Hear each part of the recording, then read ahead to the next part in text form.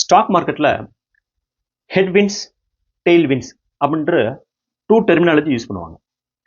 ஹெட்வின்ஸ் அப்படின்னா அந்த ஸ்டாக்கோட ப்ரைஸை மேலே ஏற விடாம தடுக்கிறது, ப்ராஃபிட்டை மேலே ஏற விடாம தடுக்கிறது.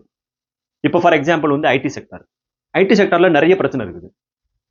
ஆர்டிஃபிஷியல் இன்டெலிஜென்ட்னால நம்ம ஐடிக்கு எதுவும் ப்ராப்ளம் வருமா, யூஎஸ் டாரிஃப்னால ப்ராப்ளம் வருமா? ஸோ நிறைய இஷ்யூஸ் இருக்குது. அதனால வந்து அந்த ப்ராஃபிட்டை வந்து மேலே ஏற விடாம அப்படியே நிப்பட்டி வச்சிருக்குது. இதுக்கு பேர் வந்து ஹெட்வின்ஸ் அப்படின்னு சொல்றது. டெய்ல்வின்ஸ் அப்படின்றது அந்த ஸ்டாக்குக்கு மேலே கொண்டு போகக்கூடிய வாய்ப்புகள் என்னென்ன இருக்குது, ப்ராஃபிட்டை மேலே கொண்டு போறதுக்கு வாய்ப்புகள் என்னென்ன இருக்குது.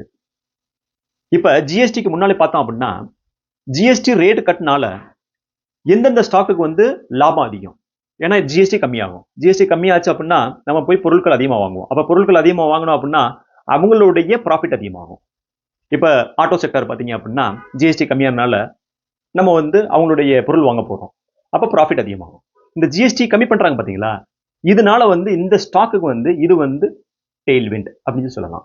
இந்த ரெண்டு டெர்மினாலஜி மோஸ்ட்லி ஸ்டாக் மார்க்கெட்டில் யூஸ் பண்ணுவாங்க.